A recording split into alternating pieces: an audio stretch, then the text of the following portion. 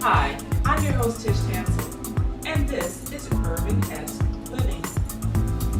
Saturday afternoons on Comcast TV.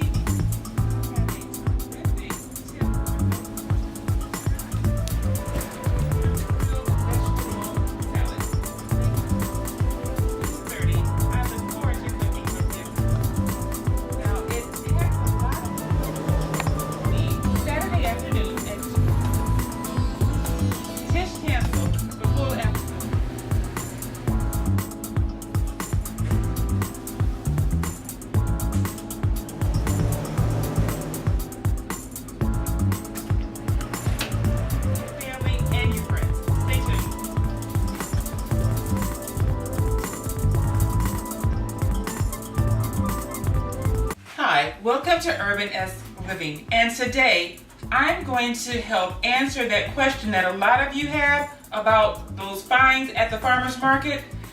You have an abundance of peppers, and what are you going to do with all of these peppers? I've given peppers away to friends, I've given peppers away to family, I've been snacking on peppers, so I decided I'll just pickle some peppers, and that will help me to have some peppers down the line. So one of the first things we're going to do in order to pickle these peppers is we're going to make a brine. And a brine is basically a solution that's going to help preserve the peppers. And because we like to do things natural around here, we're going to be using apple cider vinegar. That's our first ingredient. And we're going to add this to a non-reactive pot. And this is cast iron. And it has a lot of good vitamins and minerals in it because it's made from the earth. So we're going to add that. I am adding organic coconut sugar because I like the way it tastes, and also I'm not really into white sugar. And brown sugar actually is not anything different than white sugar. It's white sugar with molasses. So I'm putting this in the pot. Now, salt is a preservative, so we're going to add some salt to this as well. Not a lot, but just enough so that it helps to preserve our products. Turmeric is a wonderful spice, great flavor, so my pickled peppers are getting turmeric. And these particular peppers taste wonderful with mustard. So rather than having to always dip them in mustard, I want to give them a mustard flavor. So I'm going to actually put mustard, powdered mustard, in our brine.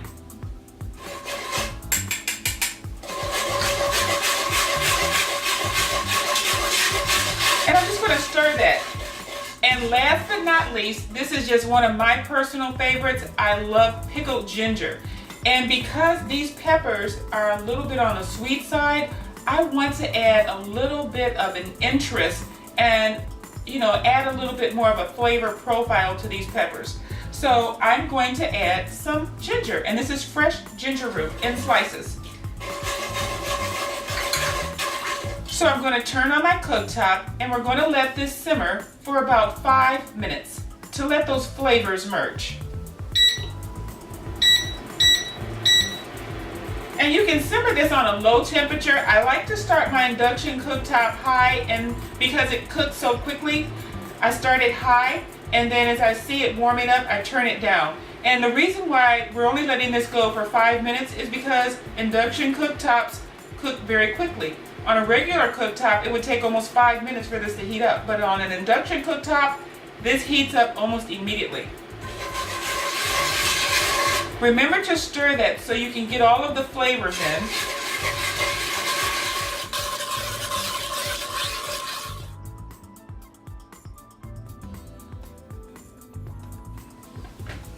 So make sure all of our peppers are packed in.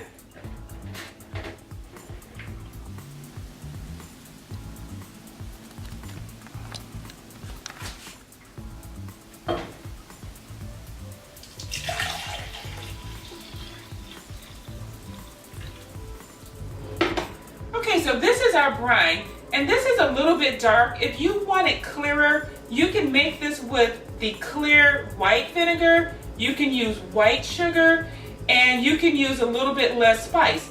And that way you can see the peppers, if that's the look that you want. I'm going for a flavor profile, not so much a look profile. So it is going to be a little bit dark, but it is going to have a lot of flavor. And that's basically what I'm going for.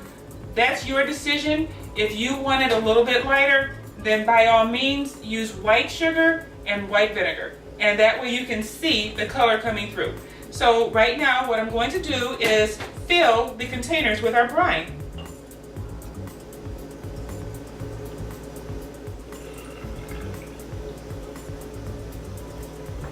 How about that? That was perfect. The perfect amount for 3 pints of peppers. Okay, so now what I'm going to do is put the top on these.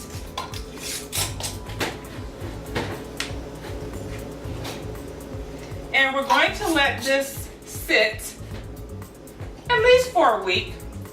And then we're going to give them a try. After that, these peppers are good to go. If you like this recipe or more, please go to my Facebook page. You can find it at URBANesque Living or at Tish Tansil. And tweet me on Twitter. Let me know how I'm doing. Thank you for joining me on URBANesque Living. Have a good day. Mommy, look at me! As a parent, of course you want to protect your kids. Sometimes you know just what to do. Sometimes you just try your best. But when your child is sick, antibiotics may not be the answer. Antibiotics don't cure colds, flu, or most sore throats. Talk with your child's doctor or nurse and learn how to help your child feel better. 811, can you dig it? Whoa! Don't put your safety at risk. Call Miss Dig at 811 and they'll send the utility companies out free of charge to mark utility lines. Call 811 before you dig. A safety message from Consumers Energy and DTE Energy.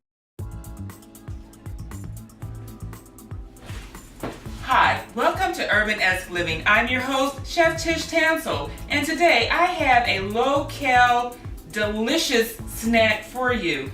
If you're watching your weight like I am, you don't want to have to always count your calories. You want to just know that you can pop it in your mouth and it's good and nutritious and low-cal.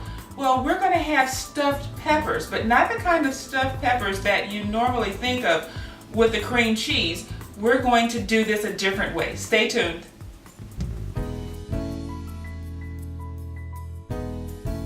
Hi, I'm Chef Tish Tansil, the host of URBANesque Living. Join me Wednesday evenings at 9 p.m. and Saturdays at 2:30 p.m. on Comcast TV 68. I look forward to seeing you.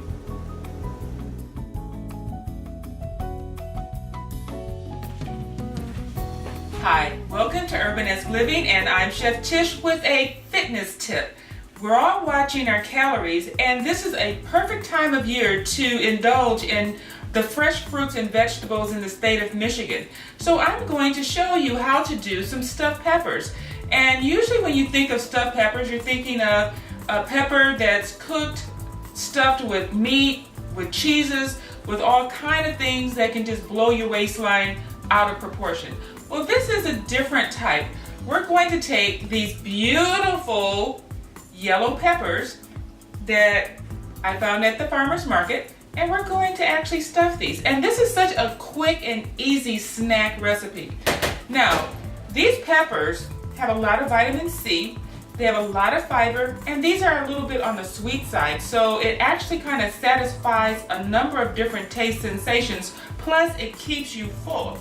So what we're going to do is just take this, and you really don't have to cut off that edge because that kind of gives you something to hold on to.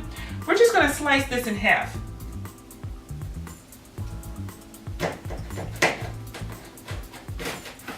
Now if you're good, you can slice it directly in half so you get 2 little garnishes at the end of each one that you can hold on to. Now because this pepper has this little bit of a membrane on the inside, we're just going to take our paring knife and go around the edge, and we're going to cut that out because we need to make some room for the insides. Okay, so now I have all of my peppers that I'm going to be using hollowed out, and there are no seeds on the insides. What I'm going to do is just arrange them on my platter And if you want to use something a little bit fancier, say like if you're going to be using these as appetizers, you can put them on a fancier tray. But this is just like a little girl's luncheon. And if your peppers have some dark spots, you can just cut those off. Now if you want, you can stuff your peppers prior to putting them on the plate, but I find that it's a little bit easier when they're already lined up. We made a nice little circular design. Okay, so now what we're going to do is we're going to take our salsa. Now if you have a homemade salsa, you can use that, or if you have a store-bought salsa, you can use that. So either way it's fine. And we're just going to take a regular tablespoon and we're going to put the salsa right in the center of each one of our peppers. So now our pepper is stuffed with salsa.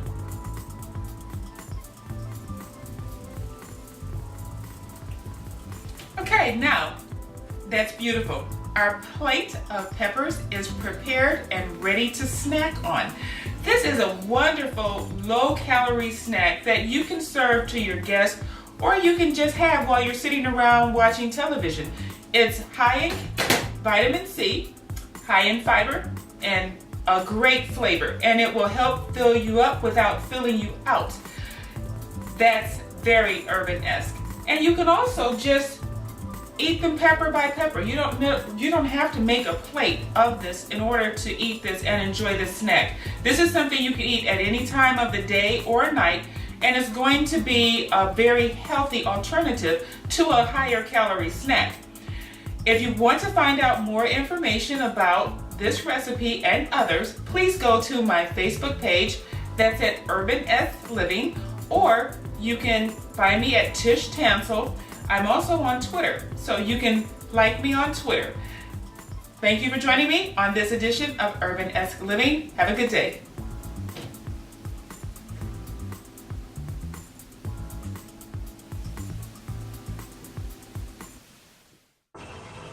Yes, ready, ready.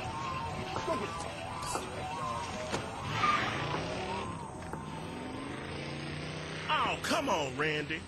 Animal shelter, here I come. And no, I'm not crazy or emotionally damaged. That's a stereotype. I just belong to a total loser. I'm a good dog. So if you want a pet, adopt. And if you see Randy, tell him he dropped his wallet.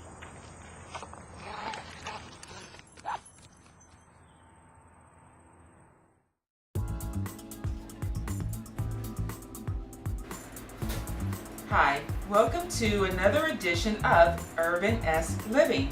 I am your host, Chef Tish Tansil, and today I have a tip for you that's going to make your life a lot easier. And that tip is sharpen your kitchen knives. If you've ever tried to cut into a piece of meat or to cut some vegetables, you'll find that having a dull knife makes a bad presentation. So what you need to do is make sure that your kitchen knives are sharpened. And if you don't want to send them out to a professional, you can sharpen them yourselves at home with several different types of sharpener. The most economical type of sharpener that you can find is actually one of these. This is called a sharpening stone. I found this at the dollar store actually a few years ago. And as you can see, it's still in pretty good shape. These sharpening stones will last forever. This is probably how your grandmother sharpened her knives. My grandma sharpened her knives with a sharpening stone, and I grew up learning how to use one of these. But if you don't want to try to learn how to use a sharpening stone, then the next best thing for you to do is to find one of these, which is a handheld knife sharpener. I found this at one of the local stores for a great deal. I got it for under $9. Typically one of these can run almost $20 to $30. So if you find a bargain on a knife sharpener, I'd say grab it, because it will make your life a lot easier in the kitchen. And it's very simple to use. You just take the flat end, place it down on your countertop, and you're going to take one of your dull knives and you're just going to run it through. Now this is a smaller knife. It's called a paring knife. So I'm running it through this first slot, which is for a fine blade. And that's what a paring knife is. It's a very fine blade. This other side is for a coarser knife, which is more of your chef's knife. So you just run it through about 4 or 5 times, and your knife is sharpened, and you're good to go.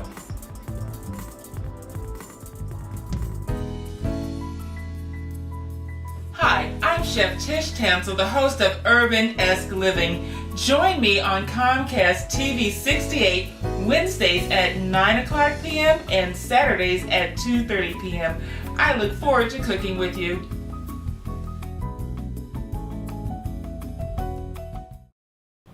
I'd like to drop out of high school and get a meaningless job that makes me feel bad about myself. I'd like to fall victim to the old boys network. I don't want anybody to notice me. I just want to fly under the radar. I want to splatter against the glass ceiling. I don't have an opinion. I want to be a straight C student. I'm going to be a biomedical engineer. I want to succumb to peer pressure all of my life. I'm going to be a best-selling author and win the National Book Award. I'm going to be a marine biologist. Wait, I take my back. I'm going to be a biomedical engineer. I think I'll be the president. I'm going to be Secretary of State. World-class chef, right here. Race car driver. Artist. Paleontologist. Film director. Surgeon. Teacher. Scientist. Olympian. I'm going to be the boss.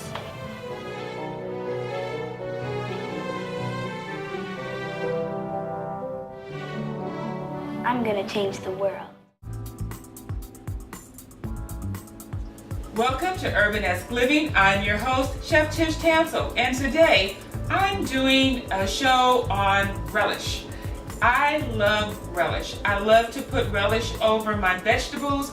I love to put relish in my salads. If you like to use relish on your hot dog, this show is for you because I'm going to show you how to customize a relish to your flavor. That's URBANesque. What I want in mine: cucumber, some onion, some sweet peppers, garlic, and I want it to have a little bit of a heat to it, so I am putting in a jalapeno pepper. So what I'm first going to do is chop up everything in the food processor. Okay, so now all of our vegetables are chopped up in our food processor. So the next step we're going to do is to remove the vegetables from the food processor and put them in a bowl.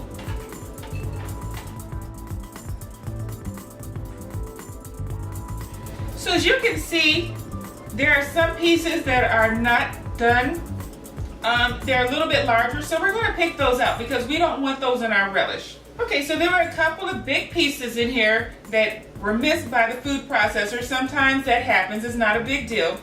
Okay, so what we need to do is extract some of the water from our vegetables.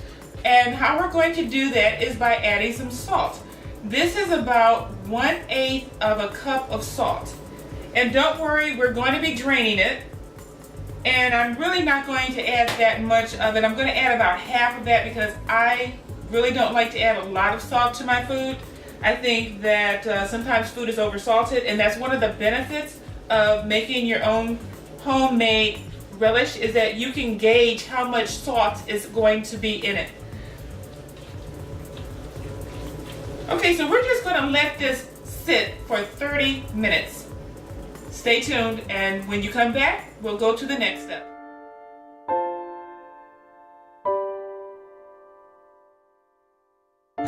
Every year in the U.S., more than 350,000 hearts suddenly and unexpectedly stop.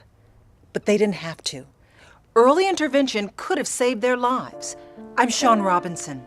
Given my family's history with heart disease, I'm here to shed light on sudden cardiac arrest, a condition we need to stop. SCA is deadly and can happen to anyone, but chances are greater in African Americans.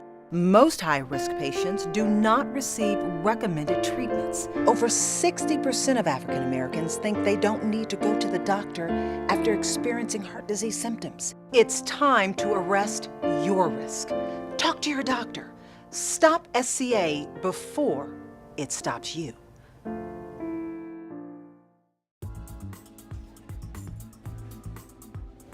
Okay, so it's been 30 minutes and our relish and salt mixture has started to seep the water, and we don't want all of that salty water in our relish, and this is actually helping to combine the flavors. The next part of our sweet pickled relish that we're doing is we have to make up the mixture that's actually going to add that relish flavor to our relish. And so we're going to take 2 cups of apple cider vinegar. We're going to take 1 cup of honey, or actually this is about a half a cup because I really don't want it that sweet. So we're going to combine a half a cup of honey. And FYI, if you use a cup to measure honey, you can actually spray it with some nonstick spray, and that helps to get that honey out of the cup without all of your honey sticking to the sides. This is ground turmeric, and that's 1 teaspoon of ground turmeric, and that goes in our pot. And because I love mustard relish, this is 1.5 tablespoons of mustard relish.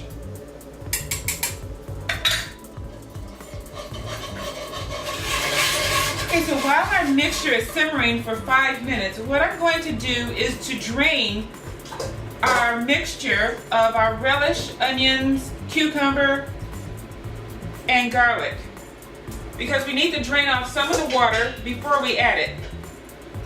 Plus, the onions are very strong, and you really don't want your relish to be overwhelmingly onion tasting.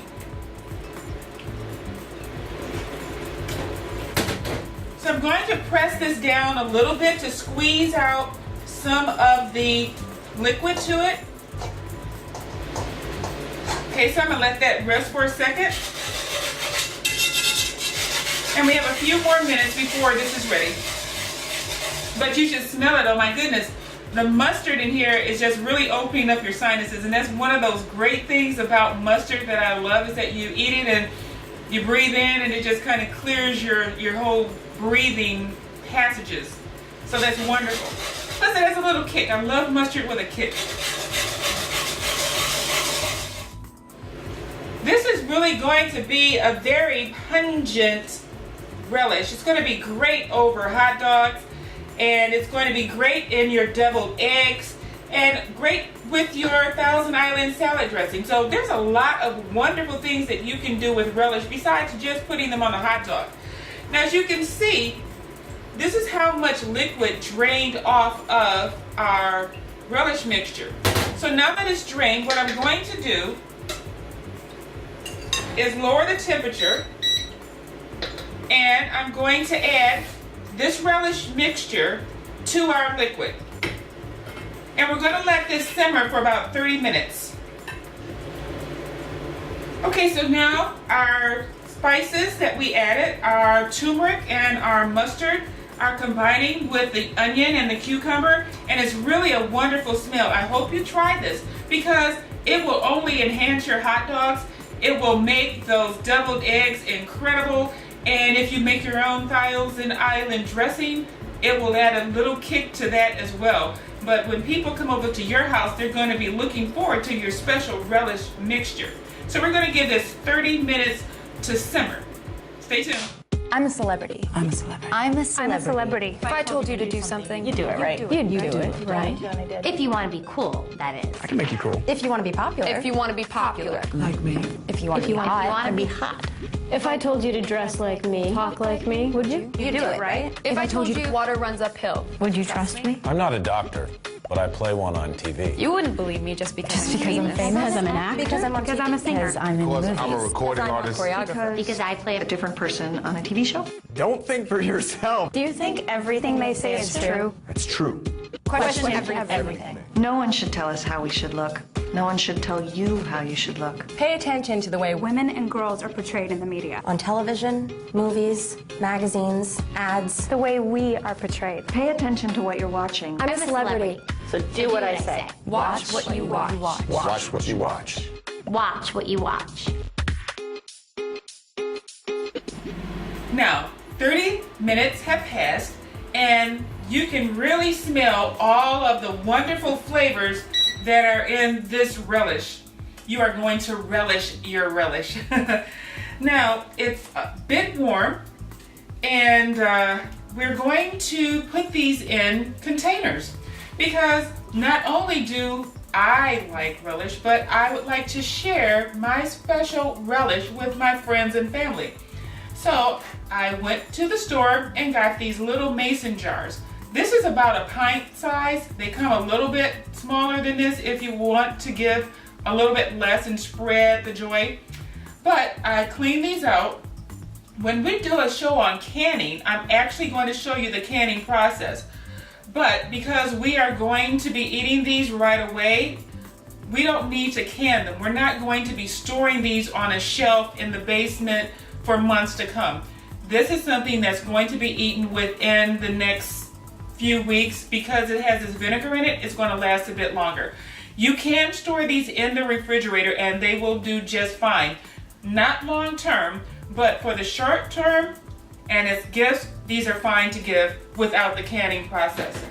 So what we're going to do is take this nice big funnel that's made for canning. It sits right in the mouth and it helps to make sure that the outside of our cans stay clean. And we're going to get a scoop of our relish. That is beautiful. It tastes fantastic. This is great for gifts. It's going to be great on top of my salad. And if you want the recipe to find out how you can make this wonderful relish yourself, please go to my Facebook page or tweet me on Twitter and I can send you the recipe, or you can just get the recipe on the website. But like I said, this is an urbanesque thing to do. Making your own gifts and giving them to friends and family. Have a good day.